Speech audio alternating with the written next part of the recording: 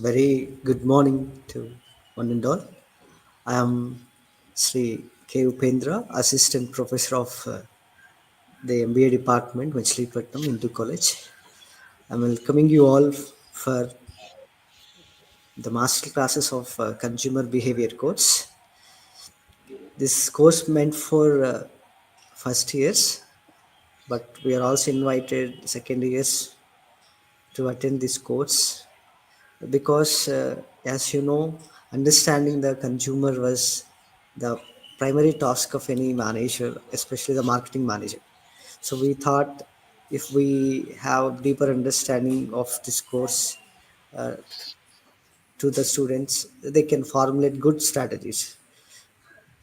So with these few words, I'm welcoming you for these sessions for the next 2 months. As you know, the speaker was our beloved Dr. Devi Ramanamurthy sir. He was having a rich experience in uh, management subjects.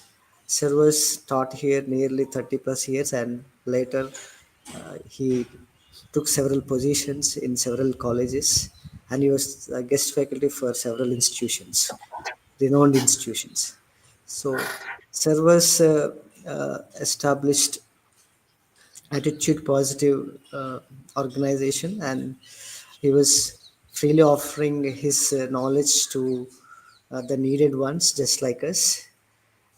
So I request you all the students previous and final years utilize these services from our side and get expertise in this domain.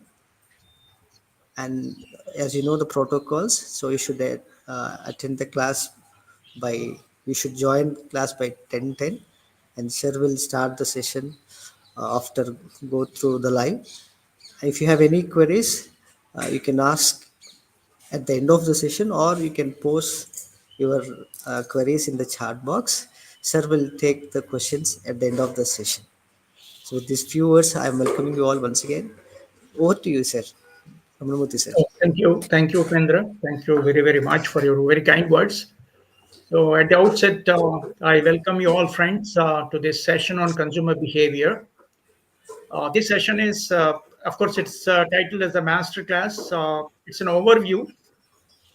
At the outset, I would like to express my deep sense of gratitude to all the faculty team of the Hindu College MBA program, particularly Dr. Shifali ma'am and the principal of the college, and my beloved Upendra sir, who is always interested in student-centric activities, and he's the, I should say, the backbone of the Hindu College MBA program for organizing N plus one number of programs. His intention is always to enhance the quality of student friends who join the Hindu College MBA program. I understand that there are a lot of limitations there in the college, but yet he strives every nerve to see that students get inducted. And his only intention is to help students a lot. So I really admire you, Upendra. Still, you're going strong, and I wish that you should be doing this kind of humane service in the field of higher education and giving the quality education to the students of our college. And it's a sort of a homecoming for me when I would like to talk to you, friends. And I also express my deep sense of gratitude for other faculty members like Priyanka and other friends like Shmigar or somebody who is there helping you a lot here. And my dear student friends, I'm extremely happy to meet you all virtually in this session. And I also extend my warm welcome to all the students, all my friends and well-wishers who may be joining me on YouTube live streaming. Thank you once again for being with me, all of you. And let me start this session now. It's titled as the consumer behavior, and as you all know that it's based completely on the syllabus of Krishna University semester 2 of MBA program. So let me make out a very clear statement that all the student friends should have to follow certain protocols. When because we are in a virtual session, please try to understand and make yourself sure about your technology specifications and all, so that you will not be missing out. So the as you all know, the standard of this the technology, the specifications, I should say, and on StreamYard we can accept only 6 7 people, and all others should necessarily be on YouTube. So that's why from tomorrow onwards, I request all the student friends who want to use StreamYard platform and be there exactly by 10 o'clock, so that I can add you onto the stage. And because once I start my presentation, it would be just difficult for me to add anybody onto the stage, because I will be there on full screen here. So thank you very much for your patient listening on the fundamental aspects of you and me to interact on the virtual platform. So I also extend my what I should say thanks to Madhavi, the student coordinator, who accepted our request to coordinate the sessions for the time period. Thank you, Madhavi, for being with us and trying to coordinate the program. And please stop me anywhere you like to, what I should say, to give some clarification or whatever you call it. So, am I audible, Madhavi? Should you help me on that and to respond quickly? Am I audible to Yes, all of sir. you, please? Okay. And Yeah. all the slide, the screen is okay for you? Yes, sir. It's visible. Okay, Madhavi, you please do this needful thing for me. When I ask a question, you please be alert and answer me. That can help me to go through. Okay, right. Thank you very Okay, much. sir. Very much, and my dear friends, let's go ahead. So this is a program and sorry, a paper on consumer behavior. I need not have to tell you much about the need for customer-driven marketing today, because one of the very eminent professionals in management, a prolific writer, Peter F. Drucker, once said, "The purpose of every business is to create a customer. It's not to create a product, mind it. You can create a product because by virtue of your manufacturing exercise and all that, you have a technological specifications and all that. With that, you can define a product class, and you can manufacture the product. But where is the customer to find out? Where is the customer who can buy the product? That's why we say it is the purpose of every business is to create a customer. So that ignites the discussion now on talking about the choice between consumption and production. So which one comes first? Is the consumption first or the production first? Consumption first, production second, production first, consumption second. So the debate is very tricky. The reason being that consumption is the sole end, the purpose of all production of goods and services. See this slide. The seller wants to trap the customer, because we are in need of customers today. Your technology, manufacturing know-how, and all that will make you ready to manufacture a product. But where is the customer? So that's the reason why we say here consumption is the sole end, the purpose of all production of goods and services. So for our purpose, we say that consumption comes first. Answer: consumption. Who buys your product? Why should they buy the products? So then, if you can answer consumption, very many questions from the consumer standpoint, you are ready to manufacture a product. So that's the reason why we say that consumption is the sole end and the purpose of all production of goods and services. With this, we go ahead. Now, the distinction between old marketing concept and the present marketing concept is very important for us to understand.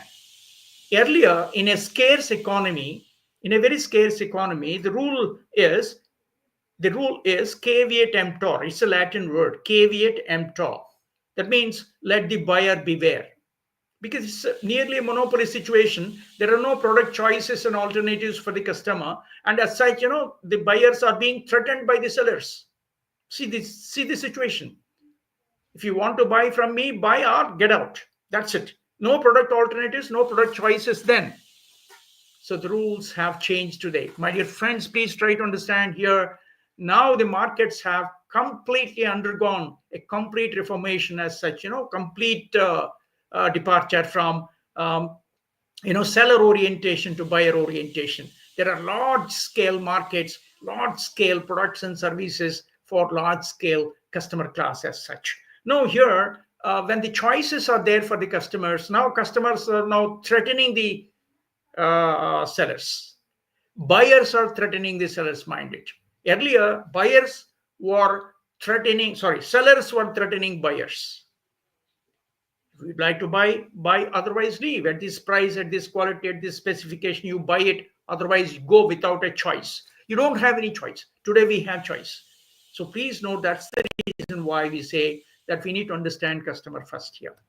So the rule now is not caveat emptor, let the buyer beware, but rule now is de caveat emptor, meaning that let the seller beware. Customers are threatening sellers minded today because that's the market trend today. So with this, again, we just let's try to understand why customers go for buying of products and services. It is said here, this slide examines and explains everything. Customers won't buy products and services, they buy solutions to their problems. Say, for example, you're buying an air conditioner. You're not buying an air conditioner, you are buying the coolness in a deep summer. Am I clear what I'm saying?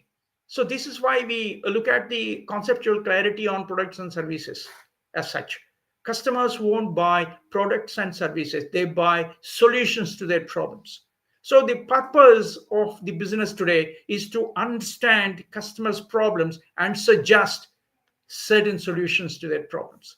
It can be through products and services, as a matter of fact. So, that's the reason why we say customers need to be understood first.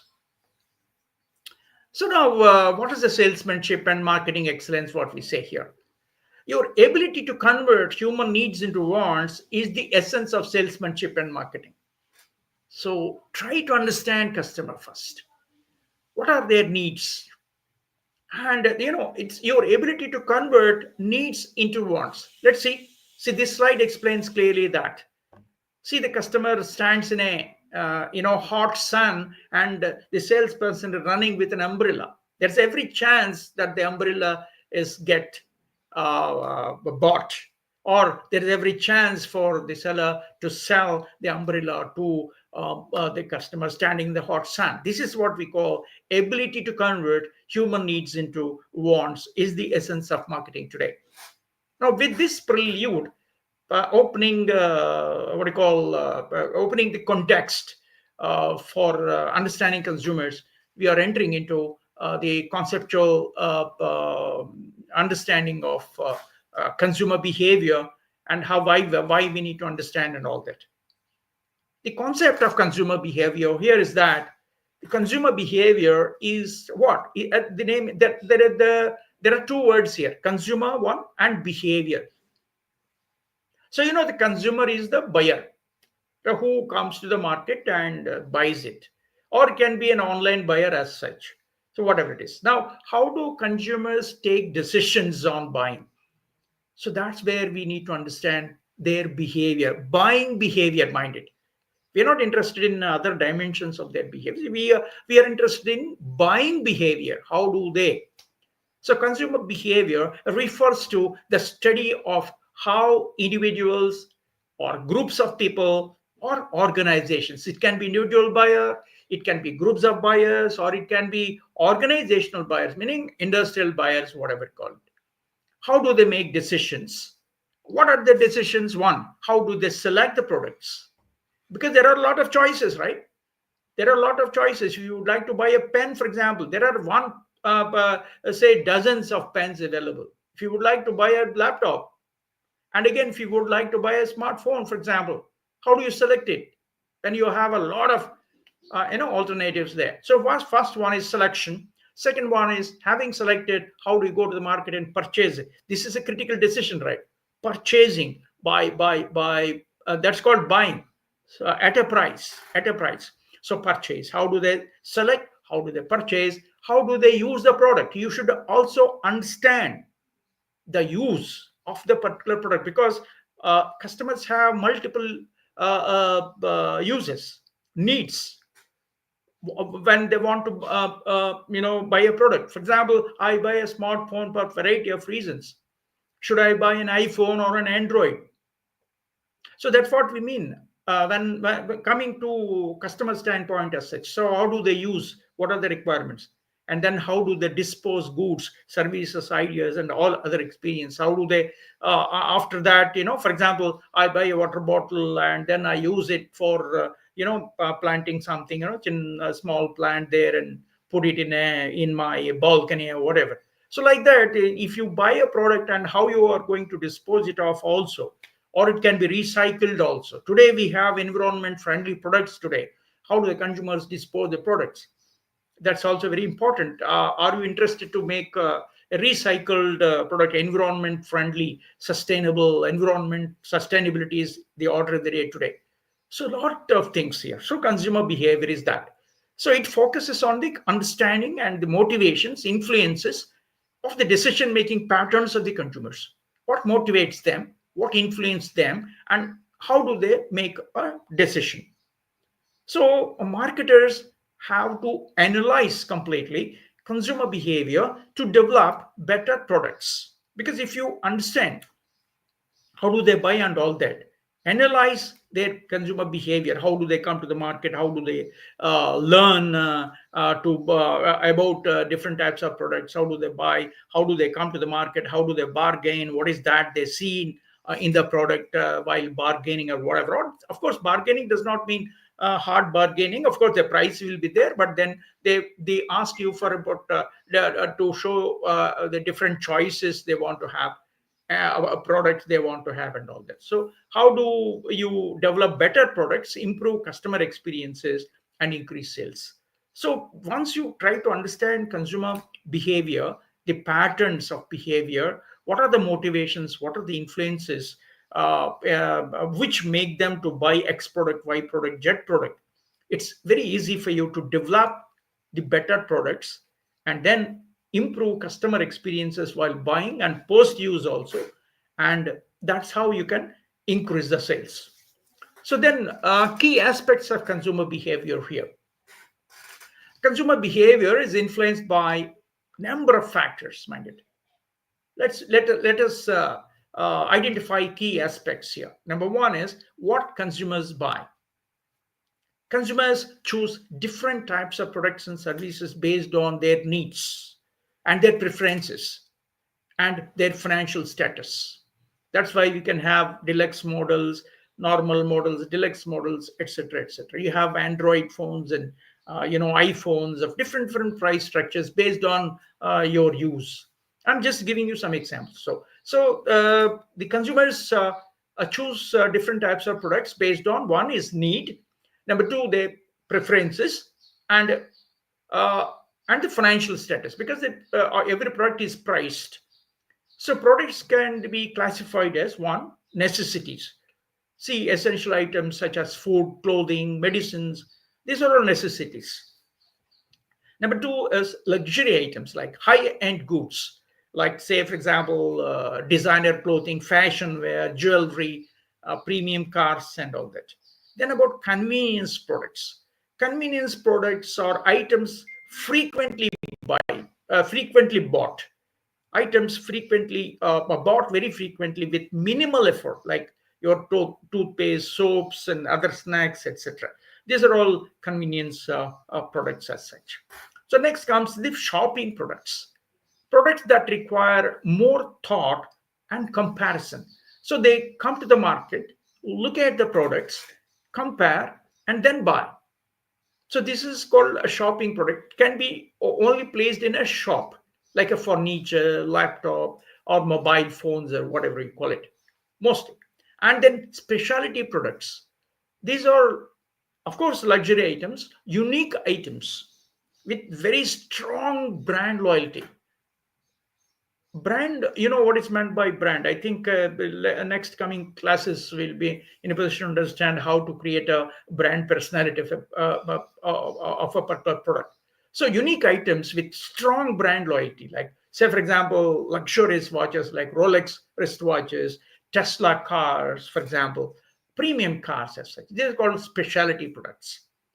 So take, for example, a college student might buy an affordable smartphone. For example, you would like to buy an affordable smartphone.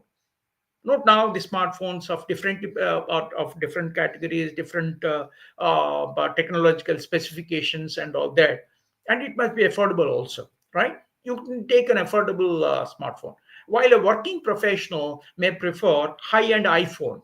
You and me need not have iPhone as such. So, as a college going student, you may have a smartphone to access now the Google or whatever resources you want to have. So, it's simply enough for you to go for an Android phone.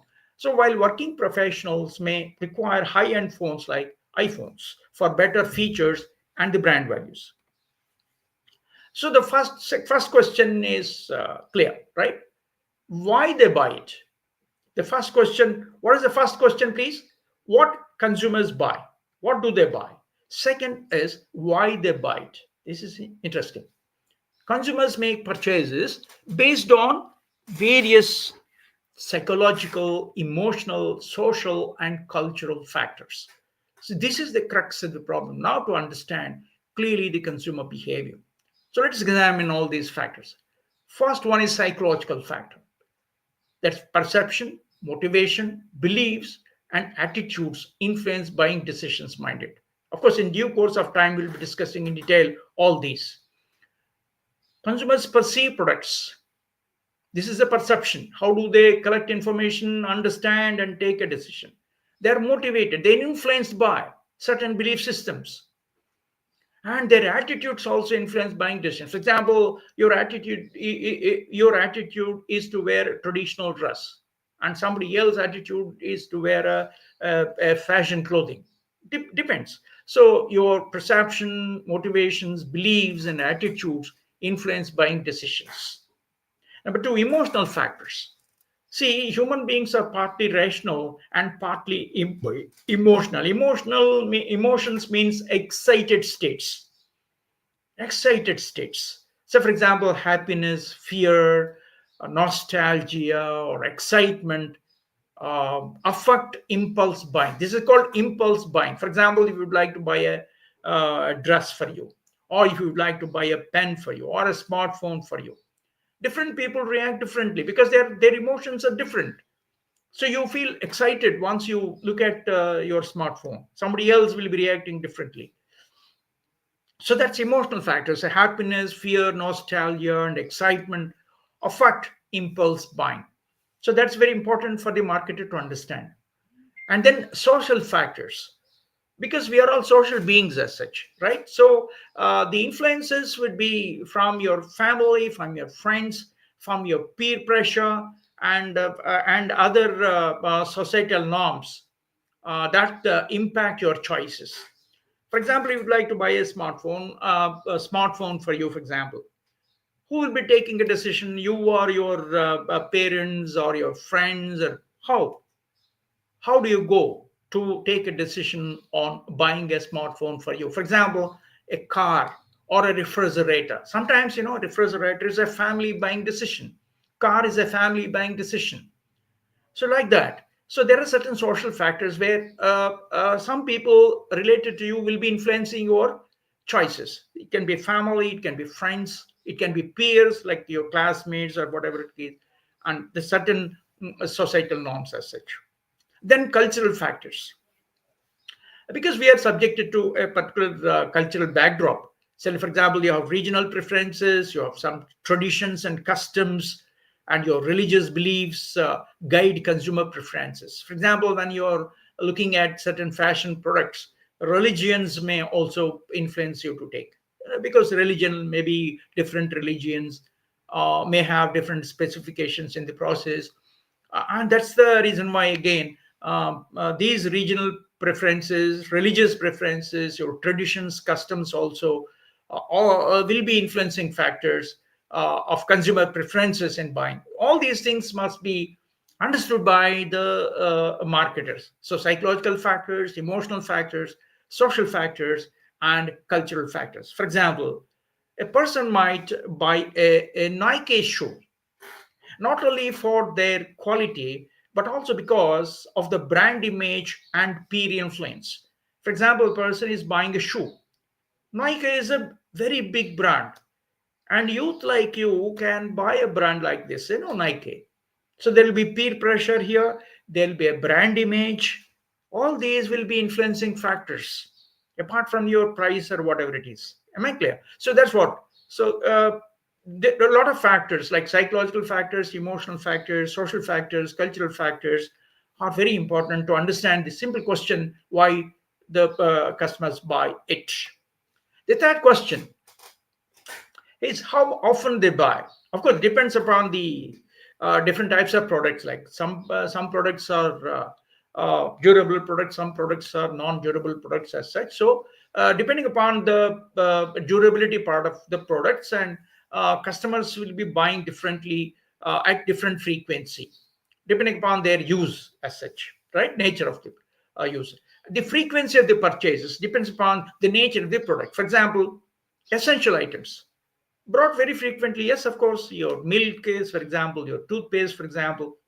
Uh, say, in case of necessities, essential items, you have a buying frequency, right? For example, in case of luxury products, they will be purchased occasionally, right? They will be purchased occasionally.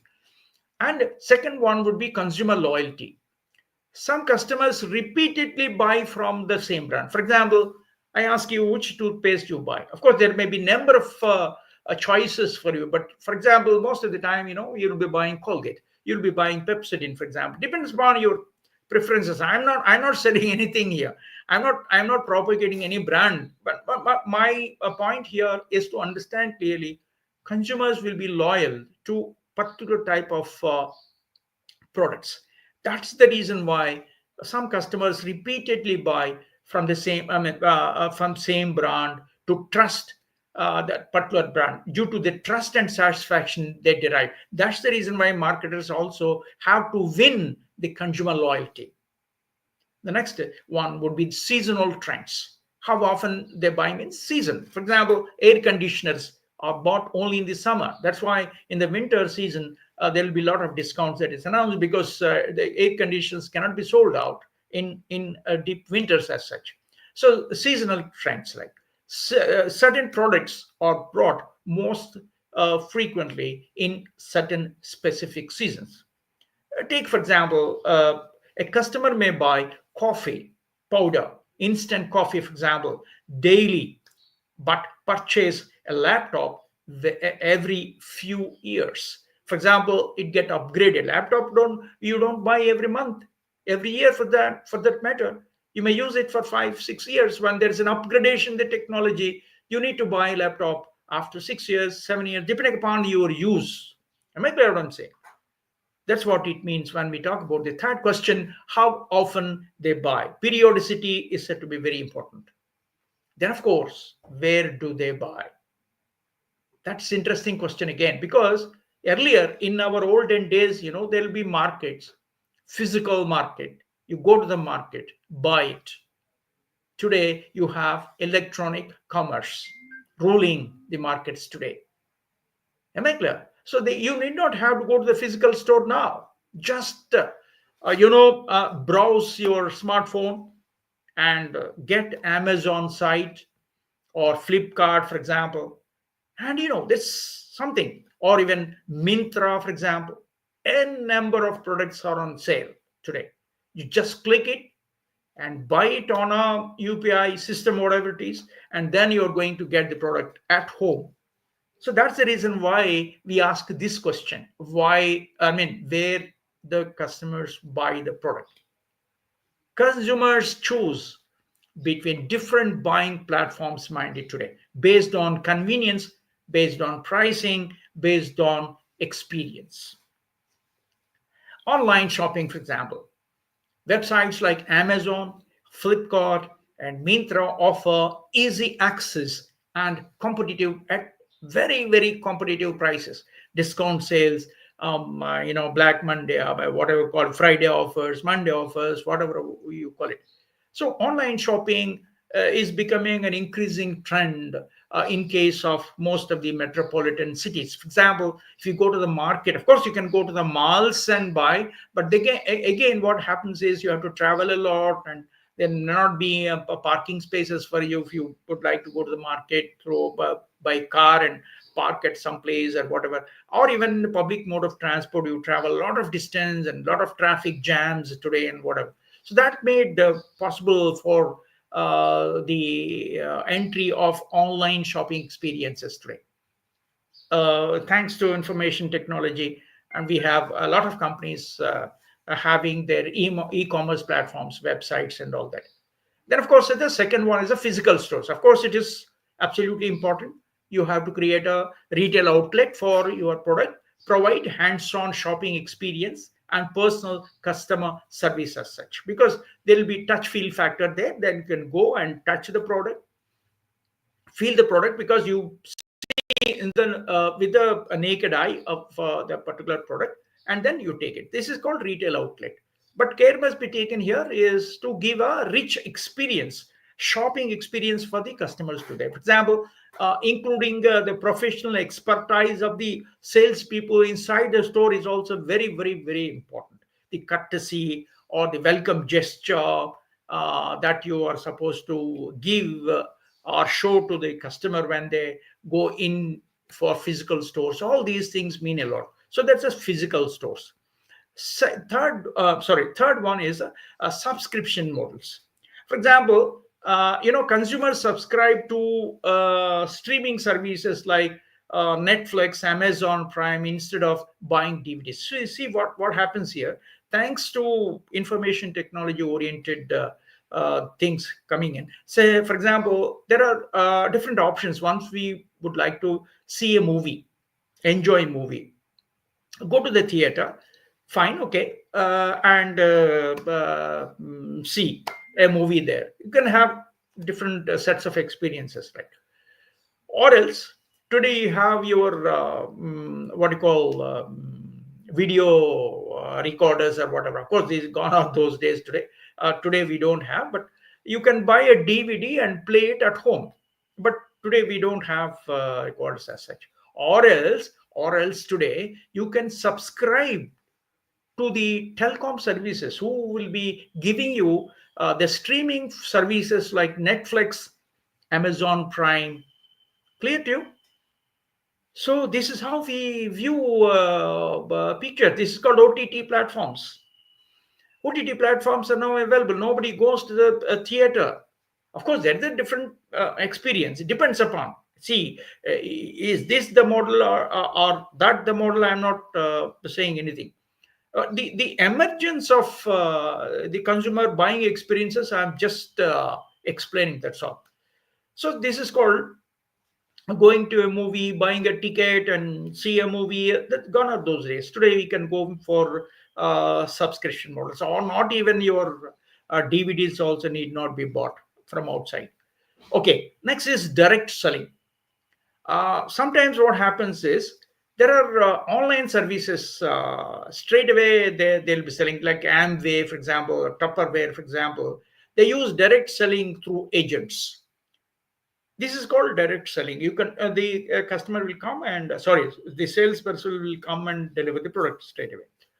So take for example, a customer might prefer online shopping for electronic gadgets, but visit a mall for clothing to check fabric quality. See this experience. For example, if you would like to buy a fabric or a what do you call shirt or trouser or something like that, and you want to test the fabric quality. So when you want to test the fabric quality, you go to the retail outlet and test it. But for the case of electronic gadget, like it can be a smartphone or can be XYZ electronic gadgets, you need not have to go straight away, because they're already anyway there are highly standardized products and they have their own specifications. Nothing more or less you can have an experience, buying experience by going to the retail outlet. So that's the reason why a customer might be preferring online shopping for electronic gadgets, where clothing he goes to the retail outlet. So let's again have the fifth question. The fifth question is how they use the product. Because what we have said, it's not simply to answer a question like why do they buy and where do they buy and what do they buy and all that. But then we are interested in how do they use the product. Understanding product usage helps businesses improve their offerings. Very, very important, because customers after using may complain lots of things. If some consumers will complain, so this is a very bad product, and this is not giving the intended use for which it is being manufactured and sold to us. Lot of questions. So how the consumers use the product, whether the conveniences, inconveniences, etc., all must be answered, right? So understanding product usage helps businesses improve their offerings. How consumers must be answered, a lot of questions must be answered when the consumers ask you. Okay, one is use as intended. That means when you're using a product, is you're using it as intended. Say for example, you're buying a smartphone for communication, social media and entertainment. Yes, of course, you can use it for communication. You can use it for browsing your social media platforms like WhatsApp, Facebook, or whatever. Or even you can listen to music or whatever, entertainment, or you can see movies, or you can browse YouTube and see movies or whatever you call it. One. Second, use creatively. You need to use the products very creative. For example, using a laptop stand as a book holder, or a FaceTime camera as a mirror.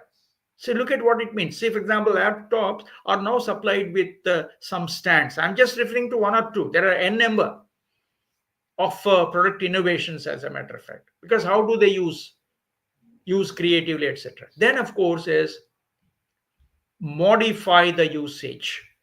Customers repurchase a lot of products and convert them into different things. So how do they modify the usage? Recycling, for example, not for all products, but for some. Customers repurchase old clothes sometimes to do whatever they feel like, and convert plastic bottles into plant holders. I was referring to earlier. Plastic bottles can be, the head is cut, and some soil, place soil inside and put a plant there, and it can be very decoratively placed in a sure in indoor plant or whatever you call it, like that. Say for example, a consumer might buy Coca-Cola as a soft drink, but use it for cleaning rusted metal surfaces. See this, a funny example. Coca-Cola is branded to be a soft drink, but it has also got other uses. That's why we said, how the products are being used. And use it for, most of them use it for cleaning rusted metal surfaces. That's what it means. So when you ask the five questions, if you are sure to get answers for all the five questions just now listed, so that presents us to uh, again highlight the importance of understanding consumer behavior. One, it helps the marketers and the companies to develop better marketing strategies. Number one. Number two, they enable uh, businesses to predict future customer trends, because how the customers use it, how the customer complaints are there, whether they are satisfied or not, all these things. So it enables businesses to predict future consumer trends. And third, it enhances customer satisfaction and brand loyalty. Yes, if you can understand the consumer behavior patterns and understand clearly what are the problems, you can fine tune your manufacturing processes, give them the best customer experiences when you supply different types of consumer products as such. So you can also win brand loyalty as such, win customer satisfaction and win brand loyalty. And it allows brands to offer very, very personalized experiences through data analysis minded. Study of consumer behavior is a complete systematic study of answering five different questions discussed. Five different questions discussed, so that you can have you can create, you can offer a personalized experience for the customers. When can you do that? If you have a complete data with you, all the five questions you need to delve into and find out answers for all those things. Now let's have a look at the theoretical proposition of consumer behavior definitions as such. There are leading scholars who have defined consumer behavior in a multi-dimensional concept as such. Let's see. And they focus on how individuals or groups make decisions regarding the selection, purchase, use, and the disposal of products and services. Several scholars have defined consumer behavior from different perspectives. They looked at different aspects, various aspects, such as how do they decide, what are the psychological influences, what are the consumer expectations, etc. Of course, all these things we have just discussed just now. Let's examine some of the interesting definitions of different popular authors. Most of us do understand Philip Kotler. No, Philip Kotler, right? An eminent author in marketing management. His definition is consumer behavior is the study of how individuals and groups and organizations select, buy, use, and dispose of the goods, services, and ideas or experiences to satisfy their needs and wants. Very important is to satisfaction of the needs and wants. Philip Kotler, is a father of modern marketing, highlights the consumer behavior is not just about purchasing goods, but also about how do they select, what we have been discussing earlier, how consumers choose between different brands and alternatives. This is a big thing, selection of the product. Number two, how consumers use products as intended or creatively.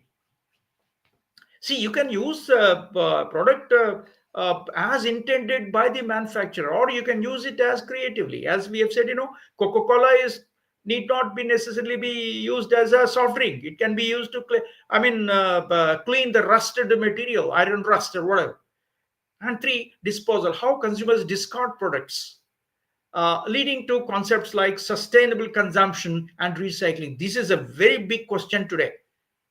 What happens is you are supposed to create a product with a biodegradability, otherwise it becomes a problem. Sustainable, because the globe do not belong to you only. You have to create the globe, and you have to maintain the globe, and it belongs to the next generation. So irresponsible use of plastics and all that without recycling abilities become a big thing. So you need to answer how the products are being disposed. It can be biodegradability, environment friendly products are to be made, because that's why the plastics, single use plastics are completely banned as such. So the disposability and needs and wants. This is interesting. You need to create uh, uh, uh, the different. You need to understand the difference between a need and a want. This distinction is very critical in marketing. Let's examine. Needs are essentials like food, water, shelter. These are very essential, very, very essential need. Want is influenced by culture and personality. So your personality dimensions may demand X, Y, Z, A, B, C products, and me, I buy A, B, C. You may buy X, Y, Z, because our personalities do differ, our cultures do differ. These are called wants. A desire for a luxury car or a designer clothing is what we call want. So, for example, a customer needs a smartphone or for communication, okay, but wants the latest iPhone due to the brand prestige and features. Note, same iPhone and normal Android smartphone will serve the same purpose. But iPhone is said to be very costly because from Apple, a brand prestige is there. Features are slightly different.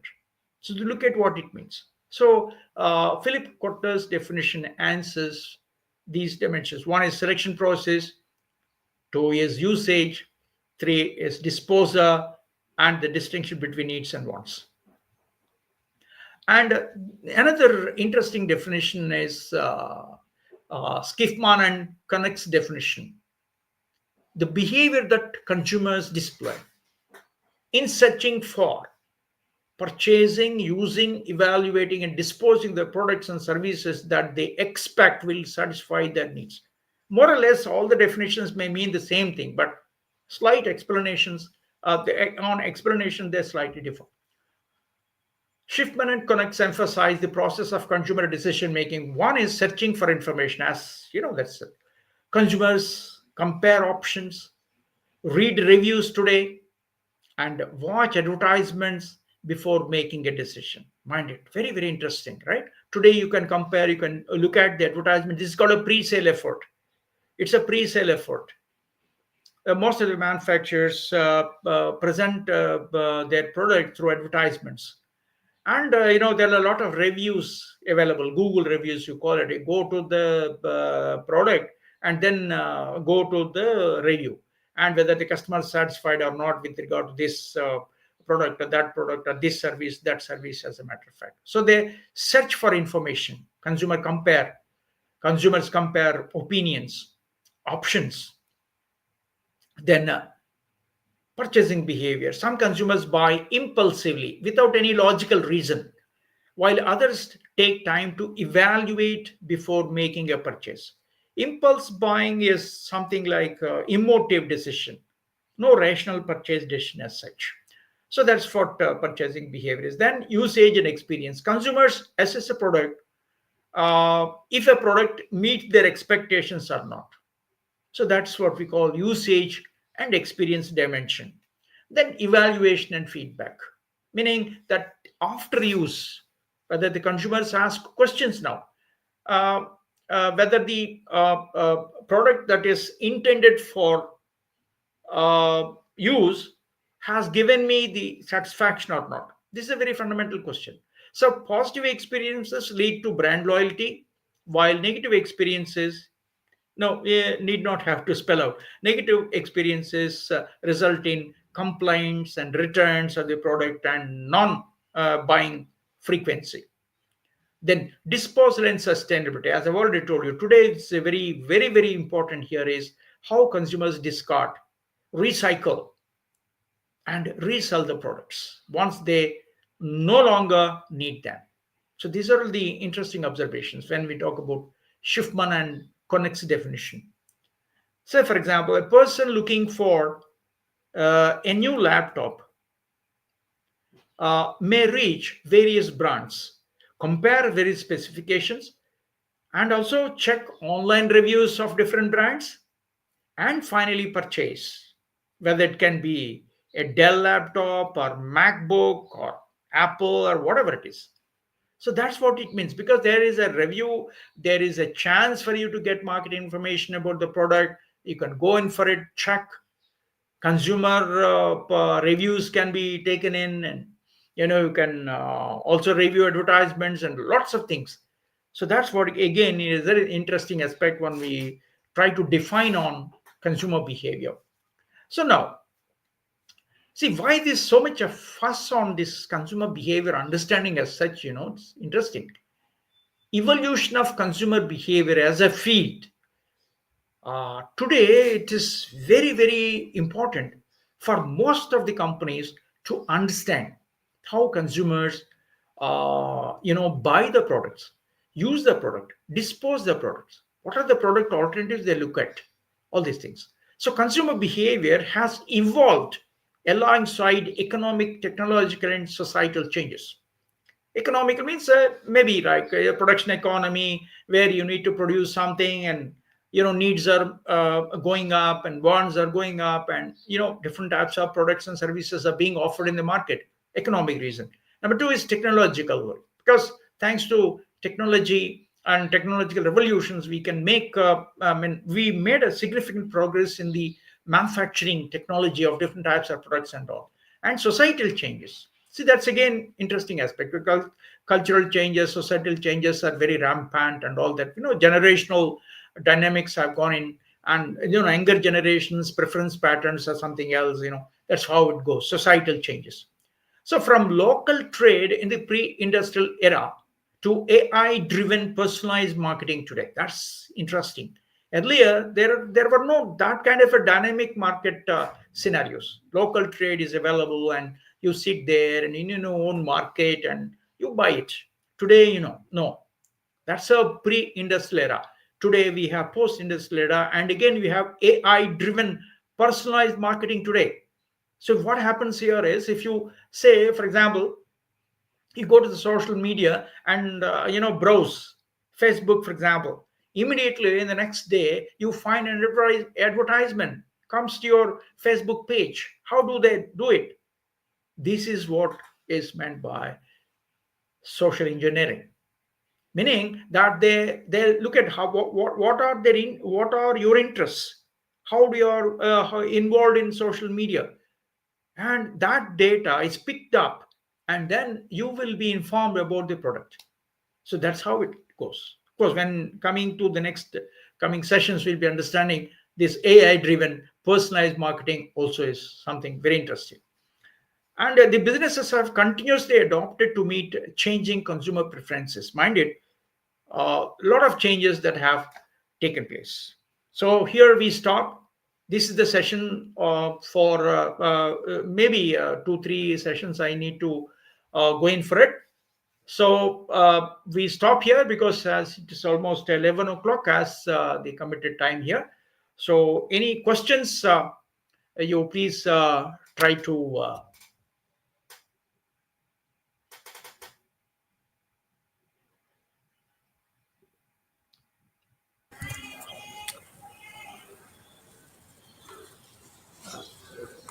I found the second definition is very apt to me at this point of time, sir.